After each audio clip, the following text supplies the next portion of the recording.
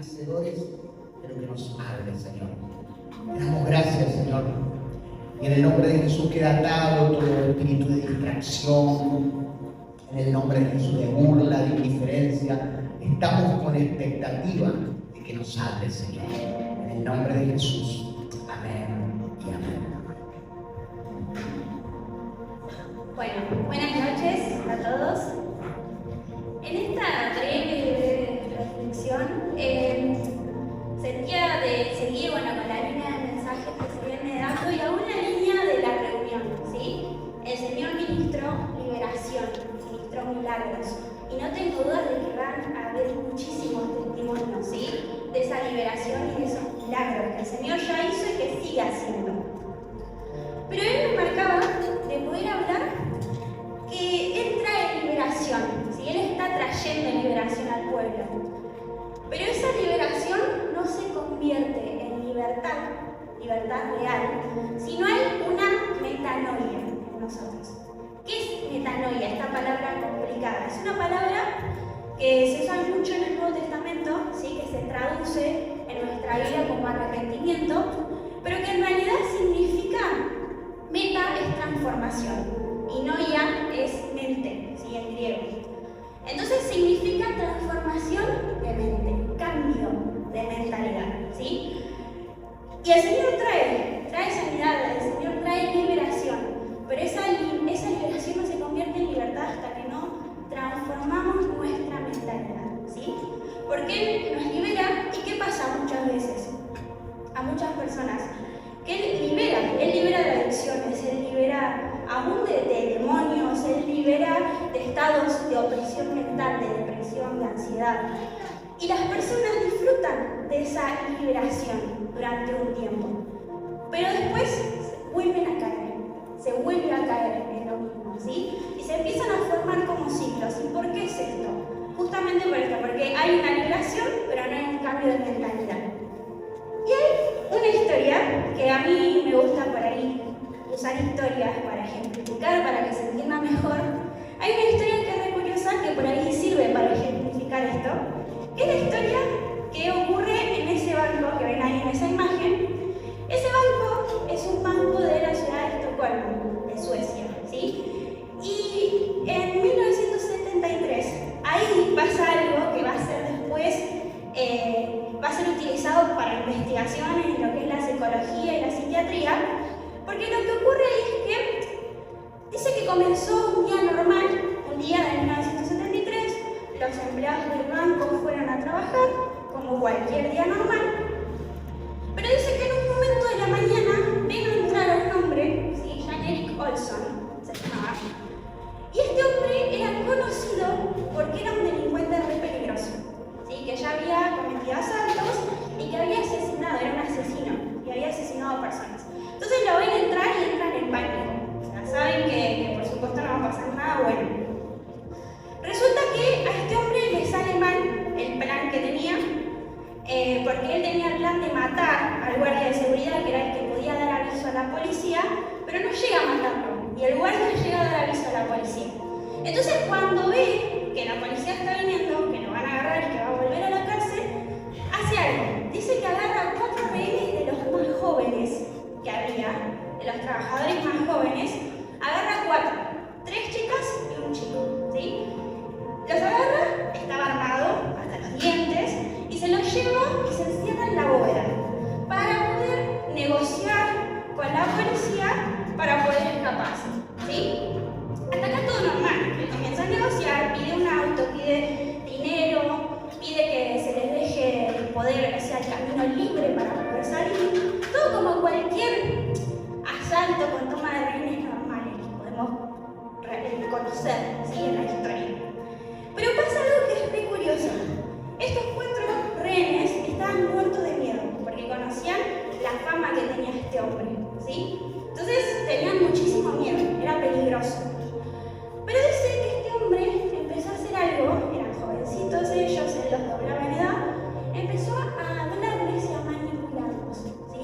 De una forma tan fuerte que estas personas empezaron a ver a este delincuente como un amigo y a la policía como los malos, ¿sí? La policía que los quería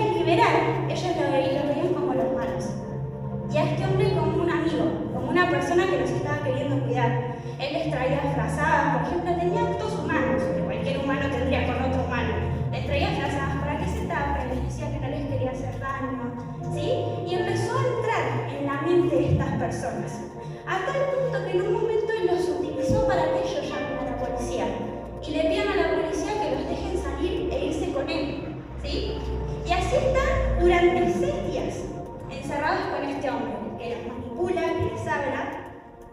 A los 6 días la policía logra entrar, arrestan a este hombre y sacan, liberan, ¿sí?, a los 4 rehenes. Pero estas 4 personas dicen que estaban enojadas, que la policía no entendía nada, estaban enojadas, se negaron a declarar en contra de este delincuente y hasta juntaron plata para poder ayudar a liberarlo, ¿sí? Y un psiquiatra que iba siguiendo el caso comenzó a investigar qué era lo que pasaba y descubrió que en realidad, como mecanismo de defensa, estas personas lo que hicieron fue identificarse, ¿sí?, con este victimario, con este delincuente, para de alguna forma protegerse a ellos mismos. Pero la cuestión es que después los años siguieron y una de las víctimas cuenta, muchísimos años después, que aún después de años de terapia, aún después de años de trabajar en salir de su mente, dice que le costaba recordar a este hombre como un delincuente. Dice que lo recordaban como un amigo. A los 4 le pasó lo mismo. Y así surge lo que se va a conocer como el síndrome de Estocolmo, ¿sí?, que le pasa a muchas personas que son secuestradas. Me gusta esta historia porque creo que ejemplifica lo que nos pasa a nosotros, ¿sí?, cuando tenemos el síndrome de Estocolmo puntual. Que el Señor nos libera, a estas personas les liberaron físicamente de este delincuente, ¿sí?, los liberaron del banco. Pero ¿qué pasa? Su mente seguía cautiva de la manipulación de este hombre. Y muchas veces el Señor nos libera, nos saca de estados de pecado, nos saca de adicciones, nos libera de pozos, de lugares de depresión, de ansiedad, pero nuestra mente sigue cautiva, ¿sí?, en esos lugares. Y esto le pasó también al pueblo de Israel, ¿sí? Si recordamos la historia del pueblo de Israel, prácticamente comienza con ellos siendo esclavos en la tierra de Egipto, ¿sí?, donde los trataban como esclavos. Y conocemos toda la historia donde Moisés es utilizado por Dios para liberar al pueblo de esta tierra. Los libera, los saca. Pero ¿saben qué? Su mente, la mente del pueblo de Israel, quedó cautiva en Egipto. Y lo vemos a lo largo de su historia. Por eso ellos repiten una historia de idolatría, ¿sí? Entran en ciclos de idolatría y de repetimiento una y otra vez. Porque ellos venían de Egipto, donde la religión, el pueblo de Israel era el único pueblo monoteísta, el único pueblo que tenía un solo Dios. Los países, los imperios que los rodeaban eran todos politeístas, tenían panteones, muchos dioses. Y ellos salen de este lugar lleno de idolatría, de Egipto, un lugar lleno de idolatría, lleno de promiscuidad, y salen. Dios los libera físicamente, pero su mente queda cautiva, ¿sí? Porque lo difícil no es que Dios te libere de Egipto, porque Dios, nuestro Dios, es un Dios poderoso, es un Dios todopoderoso, y aún el infierno tiembla ante su nombre, ¿sí? El infierno tiembla ante el nombre de Jesús. Él te libera, Él tiene todo el poder para liberarte, para cortar la adicción, para sacarte de la depresión. El problema no es ese, el problema es que Egipto salga de tu corazón y de tu mente, ¿sí? Ahora, decíamos metanoia, ¿sí? Transformación de mentalidad. ¿Qué es la mente? La mente es un conjunto de facultades cognitivas, emocionales y volitivas del ser humano. Es decir, todo lo que nos hace humanos, ¿sí? Es lo que nos diferencia de los animales. Es lo que hace que seamos humanos, ¿sí? Los judíos en el Antiguo Testamento tenían una palabra para esto, para el ser interior, la mente es el ser interior, que era lev, ¿sí?, que se traduce en nuestras líneas como corazón. Por eso cuando Dios habla del corazón, está hablando de esto, no de las emociones solamente. Muchas veces lo identificamos con las emociones, pero tiene que ver con todo el ser interior de la persona, con todo nuestro ser interior, ¿sí? ¿Y por qué el enemigo busca atacar nuestras mentes? Porque justamente sabe que si tienes tu mente, tu ser interior, tus emociones, ¿sí?, lo que vos pensás, te tiene a vos. Porque como pensamos, como sentimos, determina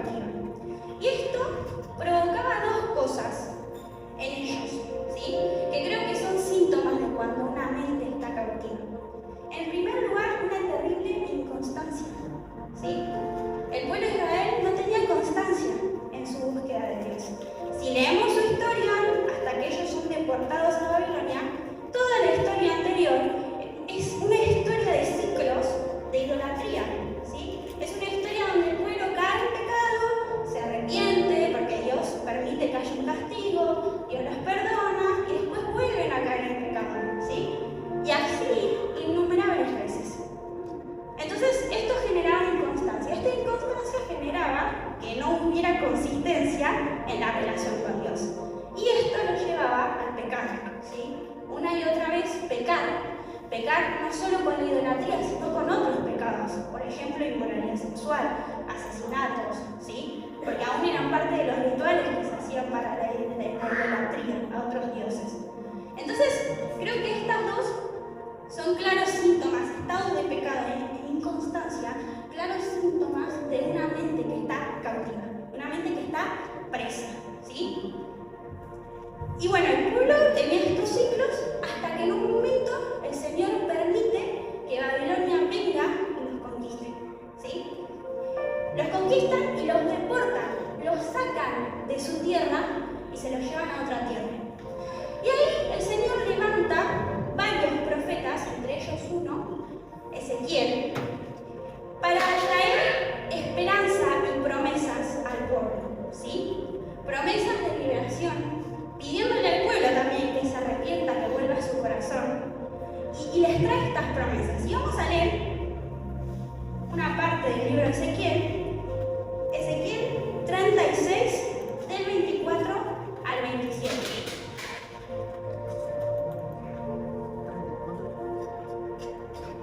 Dice: y yo os tomaré de las naciones y os recogeré de todas las tierras. 24. Y os traeré a vuestro país. Esparciré sobre vosotros agua limpia y seréis limpiados de todas vuestras inmundicias y de todos vuestros ídolos os limpiaré.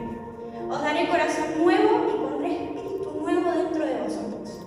Y quitaré de vuestra carne el corazón de piedra y os daré un corazón de carne y pondré dentro de vosotros mi espíritu y haré que andéis en mis estatutos y guardéis mis preceptos y los pongáis por obra.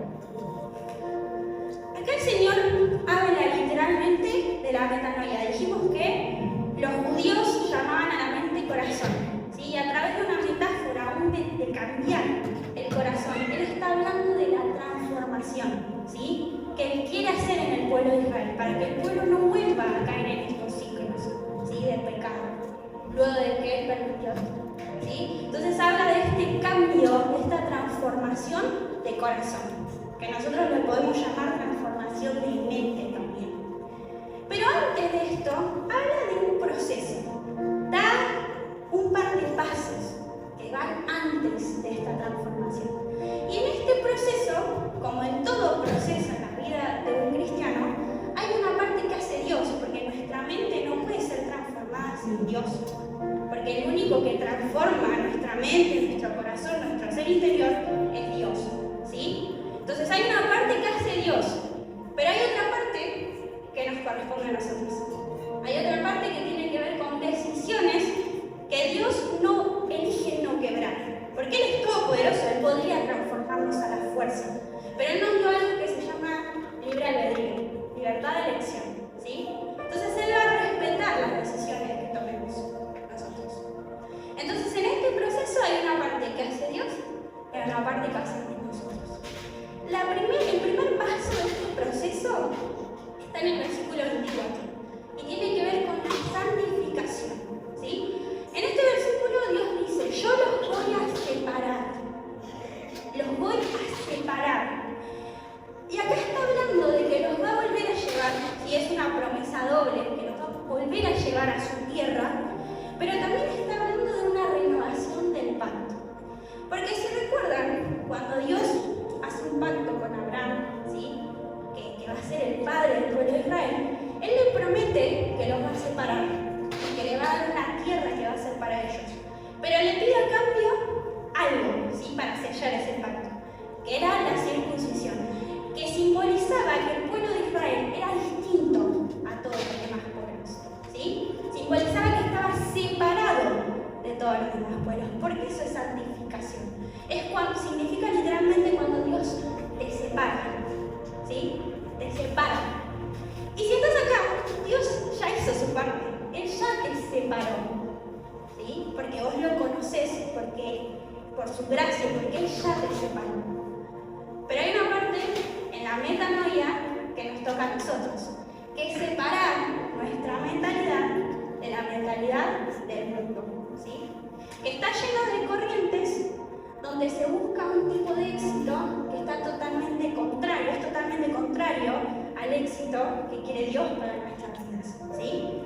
allá afuera nos enseñan que lo único que importa es el poder, la fama y el dinero.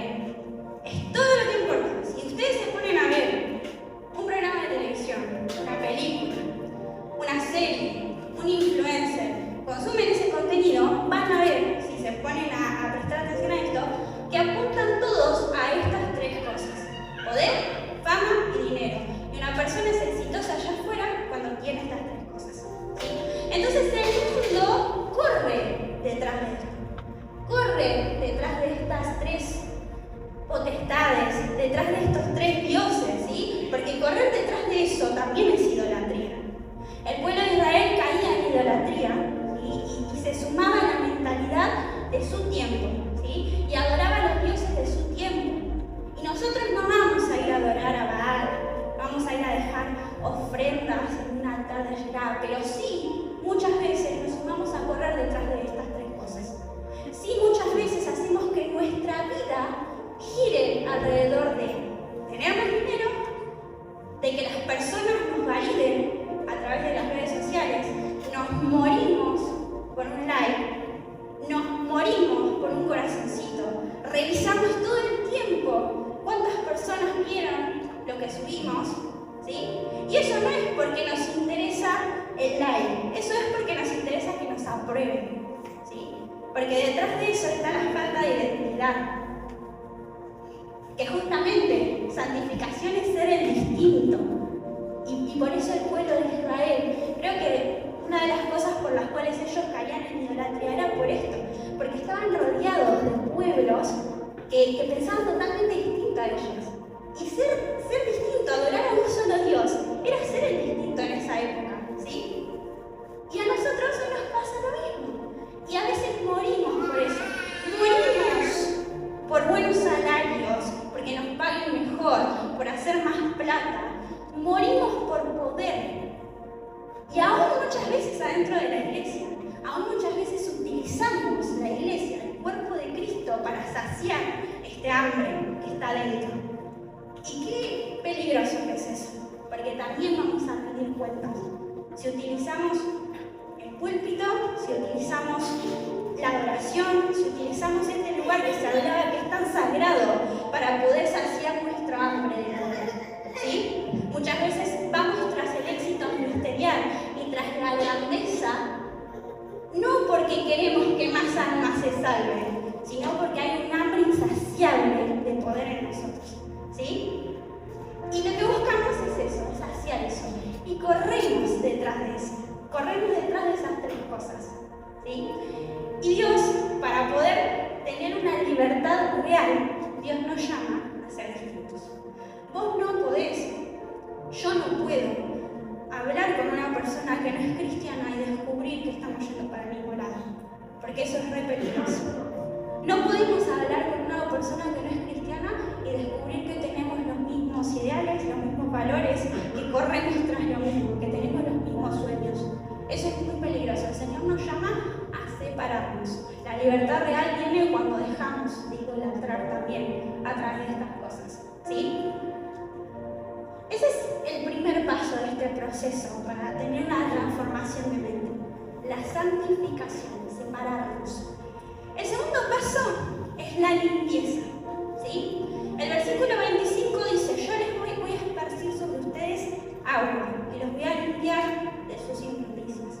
Acá está haciendo referencia a un ritual que se hacía, que el Señor les había dado al pueblo de Israel, que está en Números 19-18, para que quieran leerlo. En este ritual, cuando una persona tocaba, porque los judíos no tenían el mandamiento de no tocar muerte, ¿sí? De no tocar ningún cadáver, ni de humano ni de animal. Cuando una persona tocaba un cadáver, era considerado inmundo, ¿sí? Y el Señor les había dado este ritual, en el que una persona pura, tenía que ser pura, rociaba agua sobre el inmundo y lo limpiaba. Y a nosotros alguien puro vino a rociar. Y no nos roció con agua, nos roció con su sangre. Y nos rocía cada día con su sangre, ¿sí? Y nos limpia de nuestros pecados, limpia nuestra inmundicia, la de todos nosotros, porque todos somos pecadores, todos.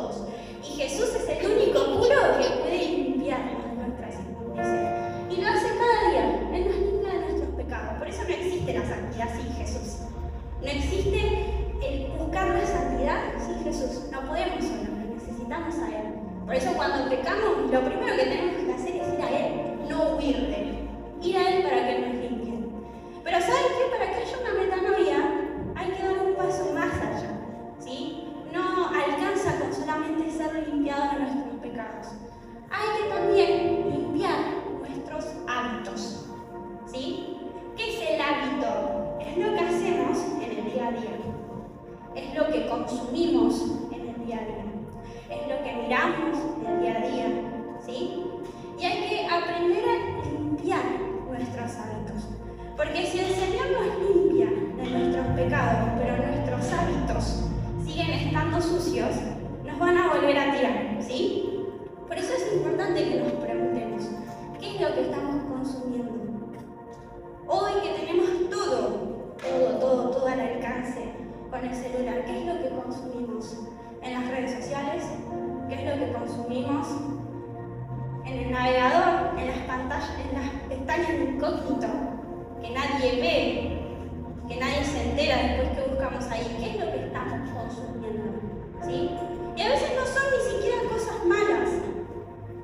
A veces es contenido, a veces sí es contenido malo, que nos lleva al pecado, pero a veces es contenido más indirecto, que nos enseña, por ejemplo, que le demos rienda suelta a nuestras emociones, ¿no? A una corriente que está hoy muy presente. Vos sentís, sos libre de sentir y de dar rienda suelta a tus emociones, ¿sí?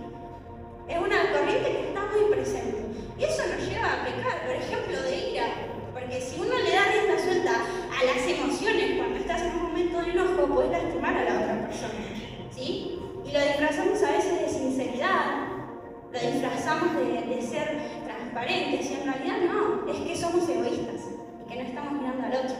Y eso tiene mucho que ver con lo que consumimos, ¿sí? Y está bien trabajar en nuestras emociones, está bien, pero no darle rienda suelta, porque eso no es lo que Dios enseña, ¿sí? Entonces es importante buscar, ver qué consumimos, ver cuáles son nuestros hábitos en el día a día y limpiarlos, ¿sí? Aunque cueste, porque cuesta, limpiar nuestros hábitos, limpiar lo que consumimos, limpiar lo que buscamos. Porque eso, el entretenimiento constante, el entretenimiento es bueno en determinados momentos y en determinada cantidad, pero el entretenimiento constante nos lleva a una búsqueda desenfrenada de placer, ¿sí? Y eso va totalmente en contra de lo que nos enseña Dios también. Entonces, qué importante que es poder limpiar, poder evaluarnos, ¿sí?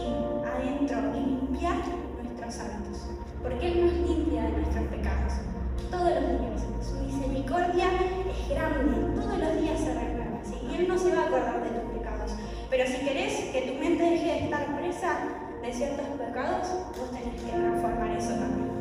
Y eso, en eso Él no se va a meter, porque Él limpia tus pecados, pero limpiar tus hábitos te come puntos, ¿sí? Eso en segundo lugar. En tercer lugar, es importante un trabajo interno, ¿sí? De sanidad. El versículo 26 es donde Dios promete que va a sacar el corazón de piedra, la mente endurecida, y va a poner un corazón de carne, ¿sí? Una mente viva, una mente perceptiva. Y qué importante que es, porque Él hace la transformación, Él hace esta metanoia. Pero qué importante que es buscar por qué la mente se endureció, por qué el corazón se endureció.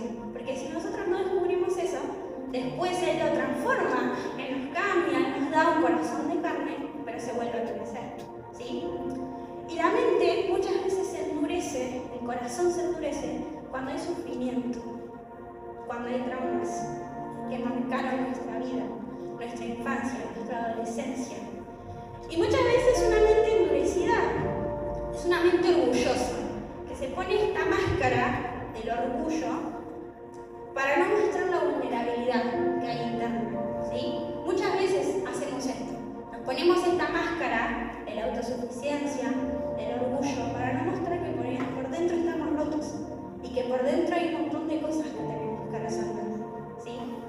Entonces es importante empezar a trabajar en nuestra sanidad, empezar a trabajar en lo que nos lastimó, empezar a trabajar desde lo más pequeño, desde lo más cuando comienza tu vida desde la infancia, empezar a trabajar en eso, ¿sí? Porque si no, el Señor va a hacer esa transformación, pero tu mente va a seguir cautiva de la falta de perdón, del rencor, cautiva de ciertas acciones que tienen que ver con cosas irresueltas, inconscientes que nos manejan, ¿sí? Cuando los traumas no los resolvemos, nos manejan, guían nuestro actuar. Entonces, qué importante es que puedas revisar. Y esto es re difícil porque duele, ¿sí? Y esto tampoco lo va a hacer Dios de forma mágica. Él va a estar ahí. Él sí te promete que no lo vas a hacer solo. Pero es algo que tenés que hacer vos. Es algo que tengo que hacer yo. Es algo que nos toca a nosotros. Mirarnos y comenzar a resolver.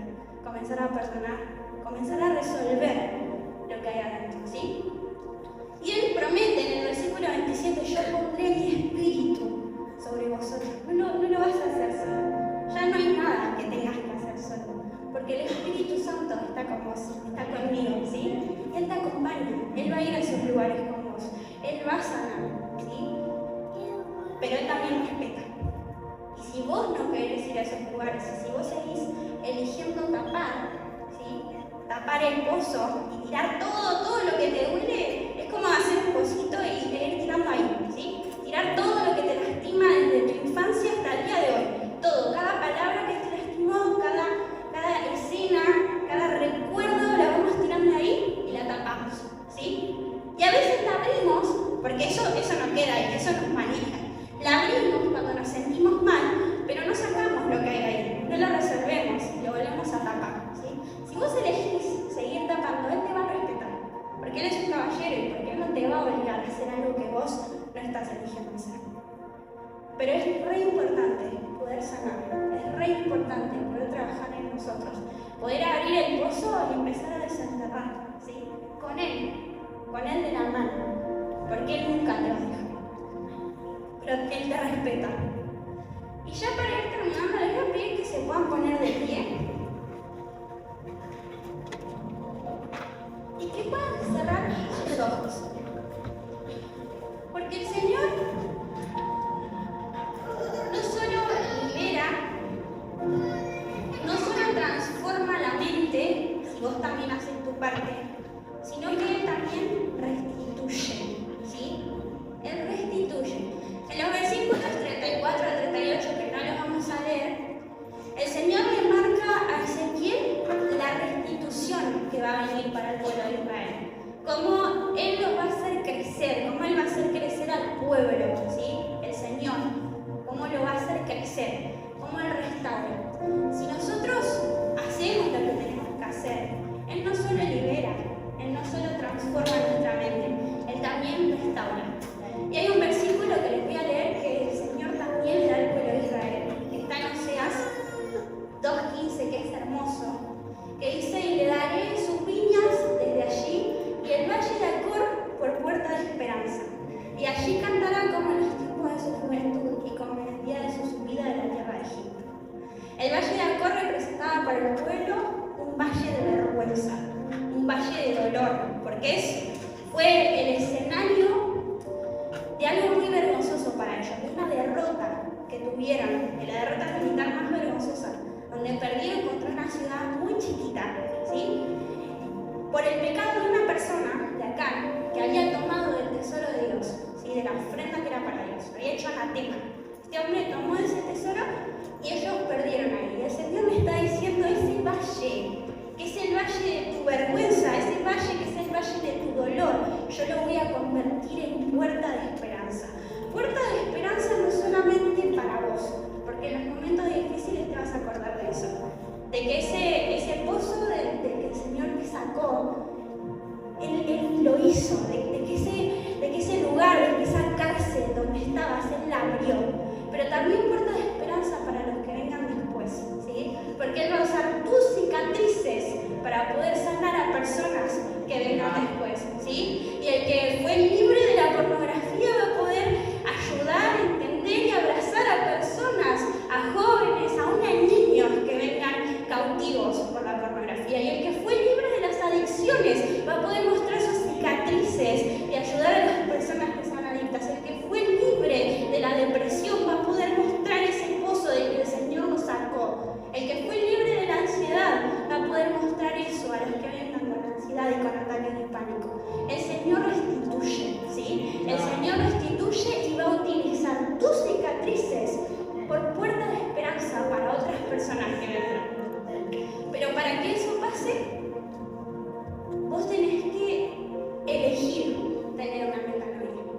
porque no hay restitución si no hay una libertad real, ¿sí?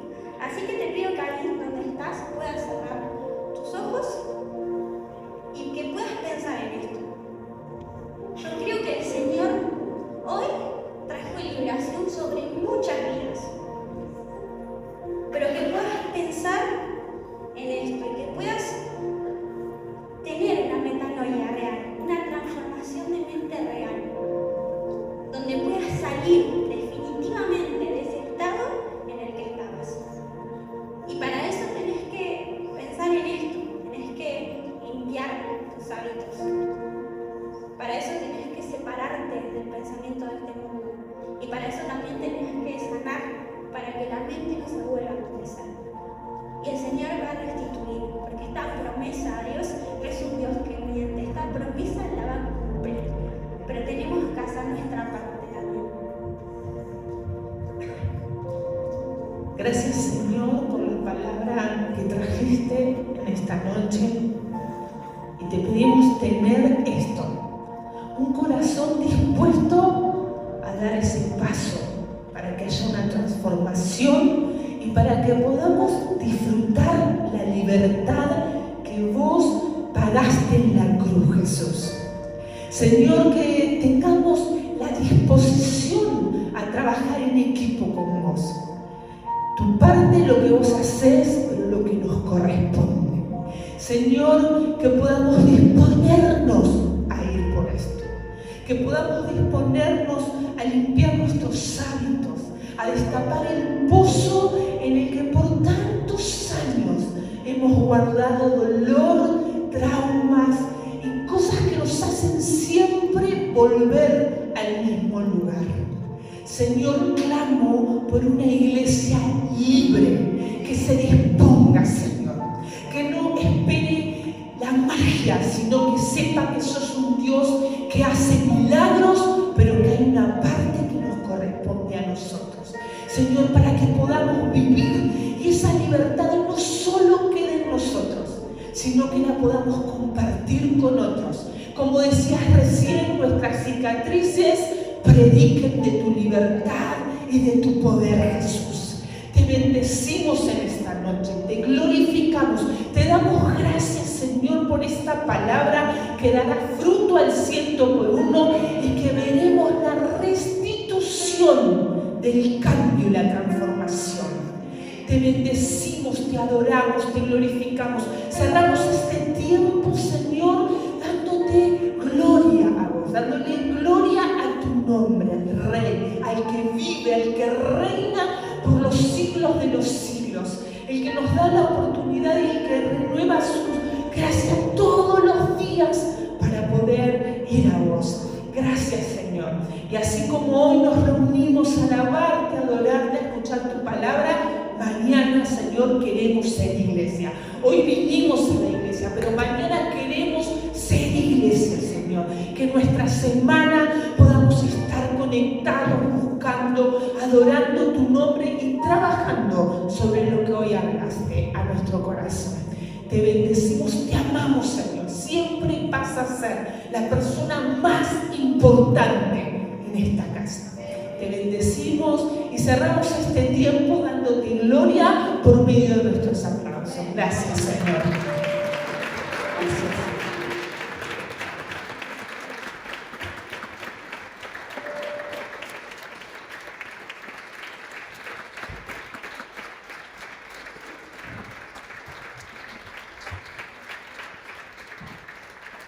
Nos vemos el jueves a las 19 horas.